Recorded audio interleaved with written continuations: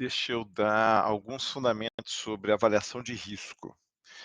Então, tem umas piadinhas na internet sobre avaliação de risco, vou mostrar algumas que elas são bem divertidas, eu acho que elas são muito ilustrativas. Então, por exemplo, aqui, o risco é sempre o dano vezes a exposição, né? Aqui o sol, obviamente, é o dano. Então, você pode estar no sol, esse casal da direita aqui se precaveu, né? Modulou a exposição e o casal da esquerda não modulou a exposição. E aí o que acontece é que eles tiveram mais risco, eles tiveram o dano, eles não evitaram o dano. Então, eles assumiram o risco e realmente eles se deram mal. Mesma coisa aqui. Aqui é um exemplo bem usado, que é o do leão. Leão é um fator de risco. Leão solto, risco maior. Leão preso, risco menor, até porque o dano está aí. O leão é capaz de causar dano. Mas a exposição foi evitada. Então, você não teve o risco. Esse é o mais presente em toda a internet, esse negócio shaving a man, shaving a bear. Então, tá aqui o hazard é a Gillette. Então, a Gillette pode machucar.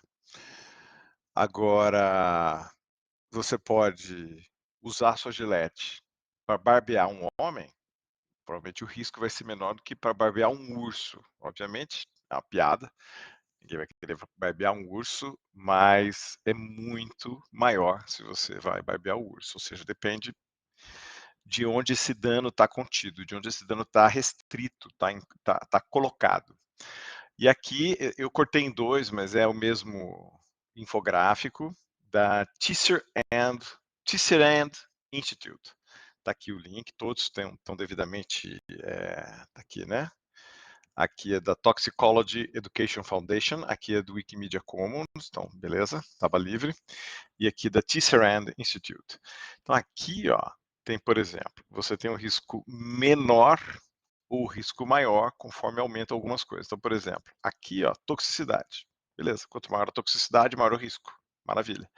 Agora aqui, esses três últimos são de exposição.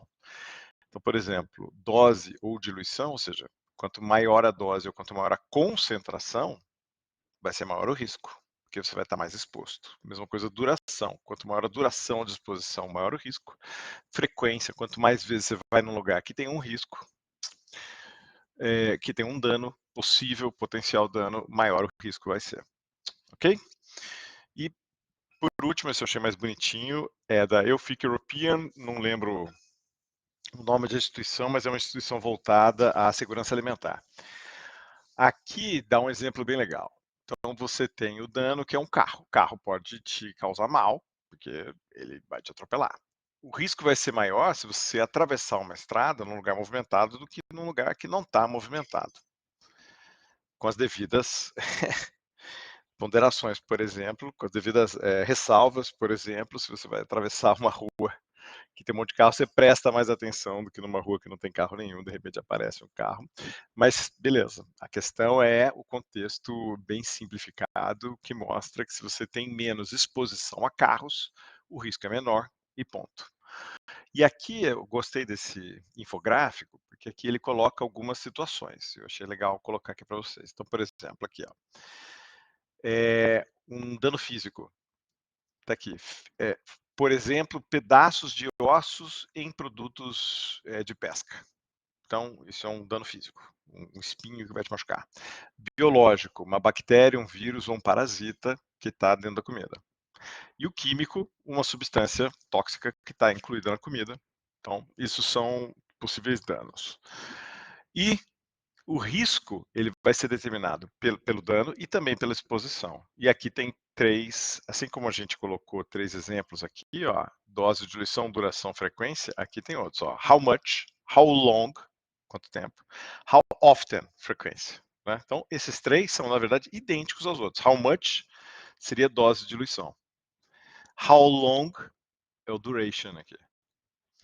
And how often é frequency. Então, É muito similar.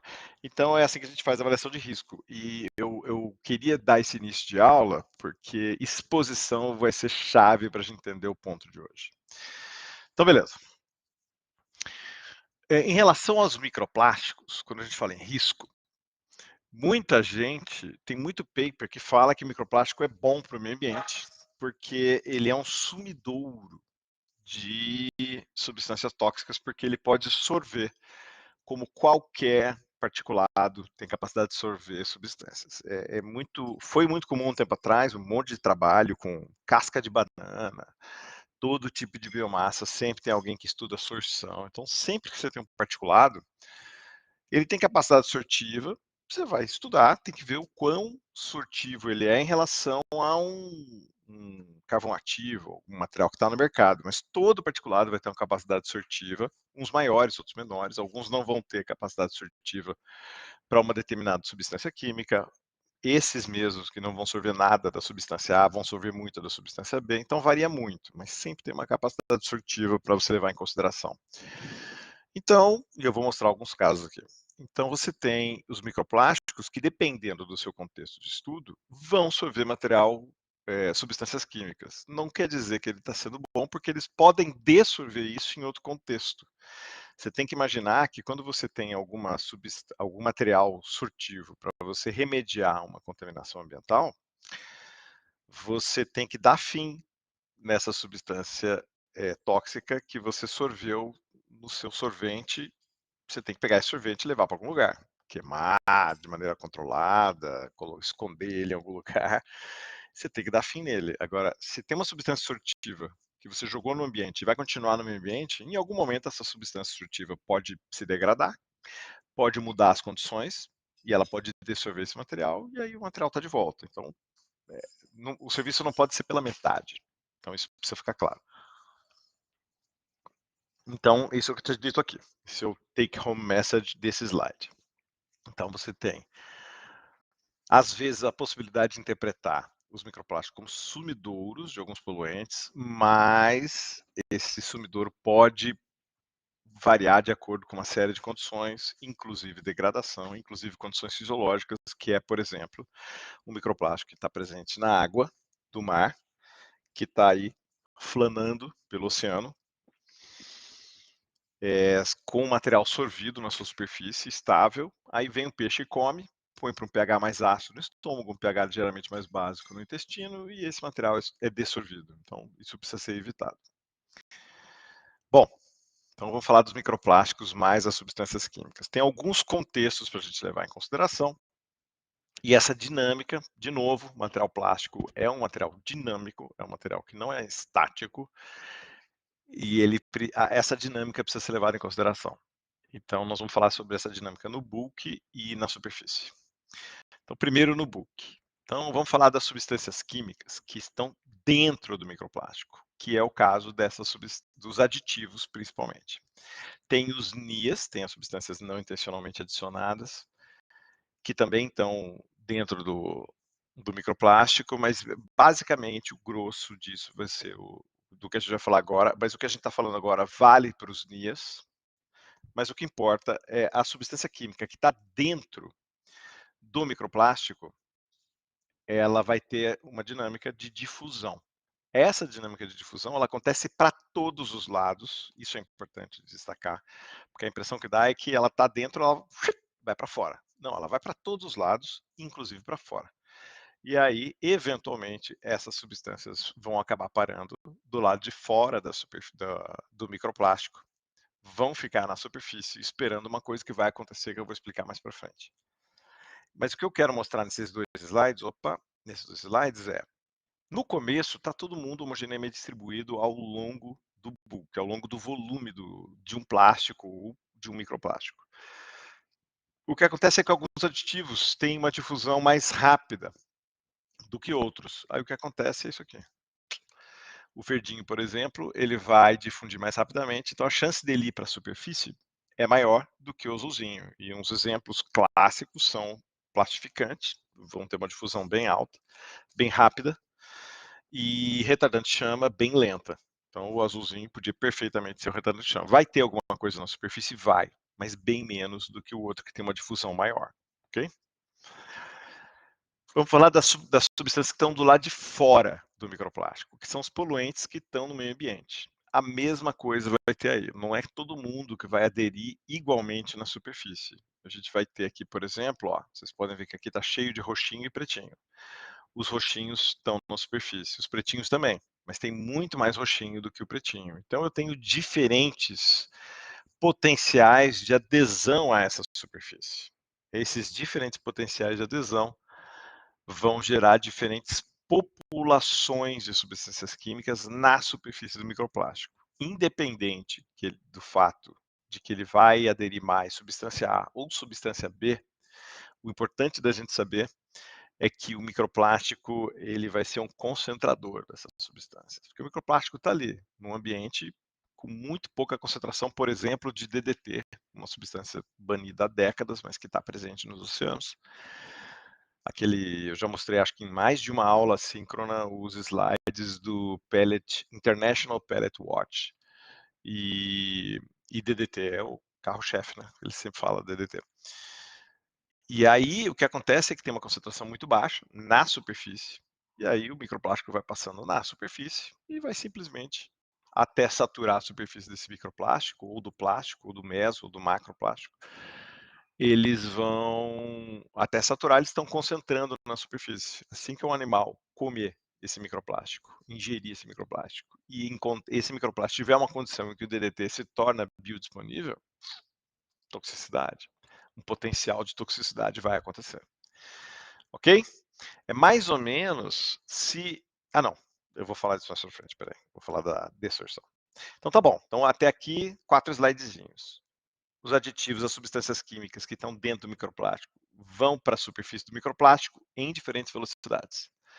As substâncias que estão fora do microplástico vão para a superfície do microplástico em diferentes proporções. E a gente tem todas essas substâncias que estão na superfície do microplástico. Vou ignorar o que está do lado de fora, não deveria, porque isso também vai influenciar, mas é um começo de abordagem. Então, vou ignorar o que está do lado de fora, vou ignorar o que está do lado de dentro, vamos trabalhar só o que está na superfície, só o que está na superfície. Então, todas essas substâncias, as duas do exemplo de aditivos, que são a verdinha e a azulzinha, as duas substâncias do exemplo de poluente, que é a magentinha e a pretinha, todas estão aqui na superfície.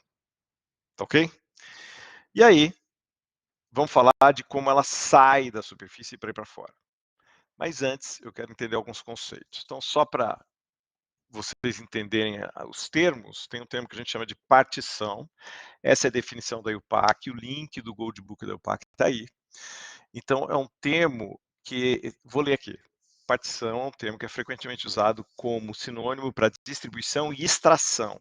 Então, extração não é o nosso contexto, mas é praticamente a mesma coisa. Se eu quisesse tirar alguns plásticos da superfície desse microplástico, desculpa, se eu quisesse tirar as moléculas verdinhas, as substâncias químicas verdinhas que estão na superfície desse microplástico, eu vou extrair. Então, eu vou usar um solvente que permita que tenha mais afinidade pela substância química verdinha do que o microplástico tem pela substância química verdinha.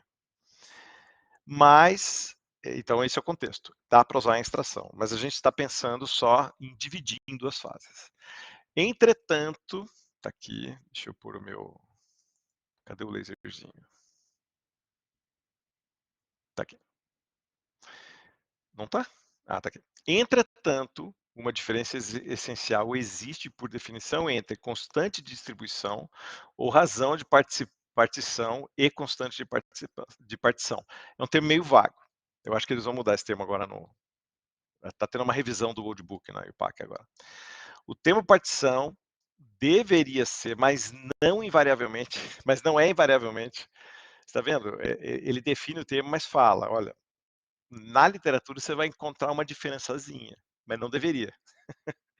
Então, o termo partição deveria ser, mas não invariavelmente, aplicado para, e esse é o ponto principal, distribuição de uma espécie química definida sozinha entre duas fases. E nesse caso, entre duas fases, pode ser duas fases sólidas, duas fases líquidas, fase sólida, líquida. A definição, o conceito, a conta que se faz inicialmente é para distribuição líquido-líquido aqui, ó. Tá ok? Mas isso também, o conceito se aplica para sólido-sólido, líquido-sólido também. Ok? E a gente tem também o KD, que é a razão de partição, que é como a gente matematiza, como a gente quantifica a partição. Que é simplesmente você tem duas fases, uma aquosa e uma orgânica. Começou sendo o octanol, a fase orgânica, mas você pode usar outras. E aí, você calcula a razão entre eles. Você tem um tanto na fase aquosa, joga a fase orgânica, fomenta, agita, espera separar a fase e vê quanto ficou em cada uma. E aí você sabe qual é a distribuição, qual é a afinidade que aquela substância química tem pela fase aquosa ou pela fase orgânica, aí você vê a distribuição, como fica. Então, esses são dois conceitos chaves para a gente entender. Então, partição vai ser importante, porque a gente não fala libera, a gente fala libera, a gente pode falar dissolve, mas muita gente fala particiona. E está aqui. Então, vamos imaginar esse microplástico cheio de substância química na superfície, de diferentes origens, de diferentes propriedades, mas estão aderidos à superfície desse microplástico. Esse microplástico está inserido num determinado meio, ok? O que vai acontecer é isso aqui. Assim que eu coloco esse microplástico nesse determinado meio, as moléculas que estão na superfície desse microplástico, que têm mais afinidade por esse meio, vão migrar. Então, quando você fala do movimento, uma correção, um chamado de atenção importante, é quando você fala do movimento dentro do polímero, você fala difusão, você não fala migração. Migração é quando você sai de uma fase e vai para outra. Aqui, ó, então a gente tem esse primeiro momento, passou um tempo, as moléculas que têm mais afinidade por esse meio já começam a sair. Outras moléculas que têm um pouquinho menos de afinidade demoram um pouco mais de tempo para sair e vão sair em menor quantidade, mas também vão sair. Então, é um movimento dinâmico. Vocês percebem? Ó, que está aí, está saindo. Beleza? Até aqui, saiu o pretinho, depois saiu o verdinho, depois saiu o magentinha, mas ainda ficou o verdinho, ficou o magentinha. O pretinho praticamente não ficou nenhum. Acontece. E o azul não saiu nenhum. Tá vendo? Então, você pode ter substâncias que estão fortemente aderidas à superfície e você pode ter substâncias que estão fracamente aderidas à superfície. E isso vai influenciar no que a gente chama coeficiente de partição. Tá ok? Beleza. Agora imagina que eu tenho essas moléculas aqui. Eu tenho esse microplástico aqui. Essa é uma animaçãozinha que eu fiz bem chumbrega. Eu só copiei, dupliquei o slide e fui mudando a posiçãozinha, ou seja, é bem pouco sofisticado. E agora eu vou mudar. E aí, é claro, como toda animação, tem suas ressalvas. Então, ela serve justamente para ver essa dinâmica. Mas eu vou fazer as ressalvas das dinâmicas em breve. Aí eu mudo de meio. Então, vamos supor, esse microplástico estava em água. Veio um peixe e comeu. Mudei de meio. Fui para o estômago, que é ácido. O que vai acontecer? Pode ser que nesse estômago, a afinidade pelo microplástico é maior para o magentinho e para o verdinho.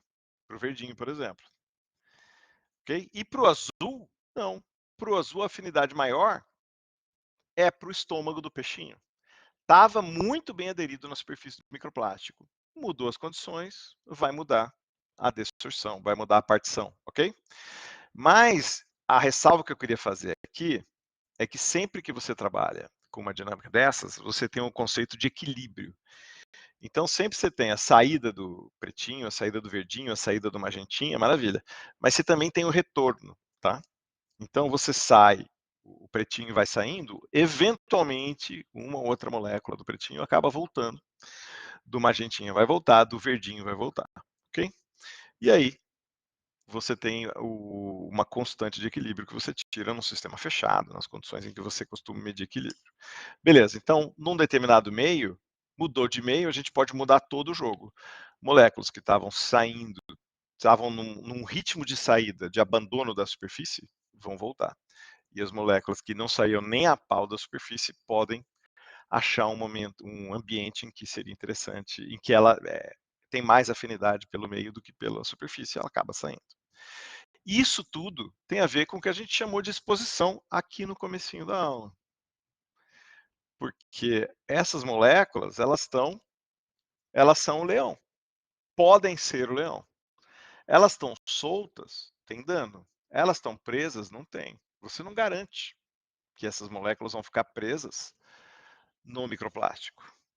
Para as pessoas que chamam o microplástico de sumidouro e dizem que eles são um agente de remediação, está sendo ignorado a possibilidade das substâncias químicas particionarem para fora do meio, para fora do microplástico, quando muda o meio. Porque é claro que as pessoas medem isso num determinado meio. Então, para aquele meio, isso é verdade. Mudou o meio, não é mais. Então, essa é uma questão fundamental. Ok? Aqui, esse paper é muito legal.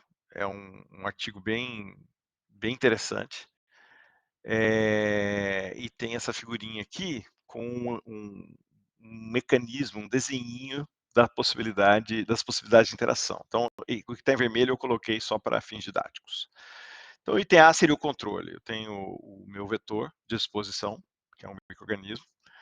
Aí, essa espécie aqui, esse indivíduo, vai estar exposto à substância química e vai ter um determinado efeito. Beleza, tá aqui, ó. A substância química dentro do estomaguinho do bichinho. Vem o microplástico. O microplástico não está interagindo com as substâncias químicas, beleza, não afeta. Ó. Tinha dois triangulinhos aqui dentro, continua com dois triangulinhos aqui dentro, a bioacumulação não é afetada. O microplástico, ele vem, entra, e ele tem uma afinidade boa no ambiente fisiológico desse indivíduo para interagir com a substância química, vai diminuir a bioacumulação dentro desse animal. Em tese, é até positivo para os efeitos do animal, não para os efeitos do ambiente. E o contrário pode acontecer também. Ó. Aqui tem um triangulinho só, tinha dois no controle, aqui agora tem três, porque pode ser que o microplástico carregue as substâncias químicas depois que ele é ingerido por esse indivíduo, e aí dentro desse indivíduo, as substâncias químicas na superfície do microplástico são liberadas, e aí você tem mais substâncias químicas dentro do indivíduo. Ok? Então, esse é um bom exemplo nesse paper para quem quiser ler sobre essa situação que eu mostrei para vocês até agora. Então vamos ver outros casos. Vamos? Não sei. Tá, porque não quer sair. Aqui. Saiu. Tá aqui. Esse paper é um artigo de revisão, bem bonitinho, e ele coloca um fator a mais do que eu mostrei para vocês, eu queria enfatizar isso aqui. Então, alguns fatores a mais. Ele colocou um fator a mais em relação ao curso, que é essa camada da interface aquosa, ok? Como se eu tivesse uma camada como se eu tivesse, não, mostrando o modelo em que a gente tem uma camada de baixa mobilidade de água ao redor do microplástico, porque todo fluido perto de uma parede fixa, ele vai ter velocidade igual a zero.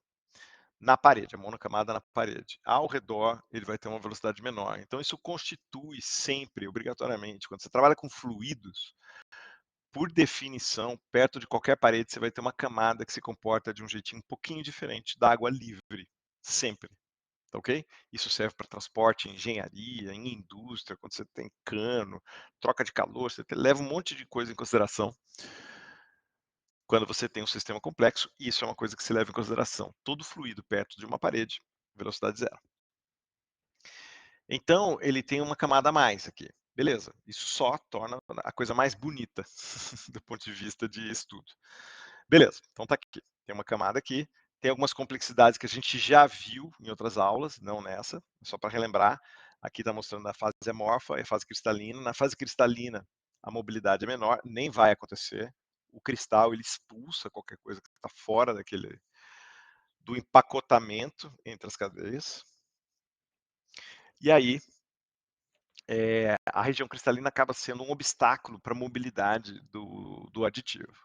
E na região amorfa é onde ele nada de braçada, é por onde ele vai difundir. Ok? E aí ele vai, aqui ó, tem duas setinhas de equilíbrio, tá vendo? A setinha de equilíbrio entre a superfície e essa camada, ó, tem uma transição. Da fase plástica, ele vai passar para aqueous boundary layer. que eu traduziria livremente como camada de interface aquosa. E da camada de interface aquosa para água livre, aí tem o que a gente chama de lixiviação, ok? É um refinamento do que a gente viu até agora. E o legal disso aqui é essa questão que eu coloquei em outro slide, que é... Cadê o slide? Que é uma pergunta que acho que eu não enfatizei o suficiente aqui. Perdão. Aqui, ó. Mudando a fase orgânica ou as condições aquosas, tudo muda. Então, se você coloca octanol, depois você coloca fenol, obviamente vai mudar. Você coloca água, miliquê, ou coloca água com uma determinada força iônica, ou água mudando a temperatura, ou uma água com uma carga de substância orgânica, de matéria orgânica, ácidos úmicos, para simular uma água de rio e tal. Tudo isso vai mudar. Toda a distribuição muda. E várias outras coisas têm que ser levadas em consideração, inclusive a degradação. E essa parte de baixo lembra muito aquele gráfico que a gente discutiu já numa aula síncrona e em aula síncrona, sobre quanto tempo dura um plástico antes de degradar. E aqui é o exemplo que eu mais gosto. Aqui estão os retardantes de chama, que duram de 10 a 10 a oitava anos, como meia vida dentro do plástico. Ou seja, 10 a oitava é 1.000, milhão, centenas de milhões de anos de meia vida. Nessa ordem de grandeza. E de 10. Então tem uma faixa bem grande aqui de meia vida, dependendo do plástico e dependendo do retardante de chama. E aqui tem outras substâncias que duram muito menos. Então, se você coloca um retardante de chama que tem esse tempo de meia-vida dentro de um plástico que tem esse tempo de meia-vida, as pessoas não podem argumentar que é seguro colocar um retardante de chama dentro de um plástico, porque a difusão dele dentro do plástico é muito baixa, então ele está seguro dentro do plástico. Se esse plástico vai acabar virando resíduo, e a gente está lotado de resíduo eletroeletrônico pelo mundo, fora as outras substâncias que são intensivos, os outros plásticos que são intensivos em retardante de chama, se a matriz onde ele fica não vai durar 100 anos. Então, não adianta, porque esse retardante de chama que está dentro dos plásticos, que vão vão acabar parando no meio ambiente, vão liberar a totalidade do retardante de chama que está lá, que é uma substância tóxica. Então, BFR é Brominated Flame Retardant, são os bromados que são os problemas, ok? Aqui o BFR. E fitalato tem uma... Aí não importa, né? Fitalato, não importa se o material vai degradar ou não, o fitalato dura pouco. Então, se tem bastante fitalato no PVC e ele vai embora, e ele vai para o meio ambiente, o PVC vai durar muito mais do que o fitalato dentro do PVC. Então, são outras questões. Beleza? Então, queria enfatizar, eu achei legal esse paper colocar, primeiro, que o esquema é bem ilustrativo, e segundo, que a degradação é uma coisa que tem que levar em consideração. O plástico pode, o aditivo pode ser seguro, mas não necessariamente ele vai ser muito seguro dentro do plástico, se o plástico for parar no meio ambiente e ele durar menos, né, do que o tempo de meia-vida dentro do plástico. Ok? Maravilha. Este outro paper é um paper que mostra como a sorção num determinado meio ela é afetada pela presença do microplástico. Então, isso não é necessariamente toxicidade, mas o fato de sorver mais ou menos um determinado poluente, isso vai ser importante para afetar a toxicidade, né? Convenhamos. Bom, então aqui o que eu achei de muito legal é o seguinte. Então, esse paper mostrou a sorção de dois diferentes tipos de solo, que é o oxisol e o insectisol. São dois diferentes tipos padrões de solo.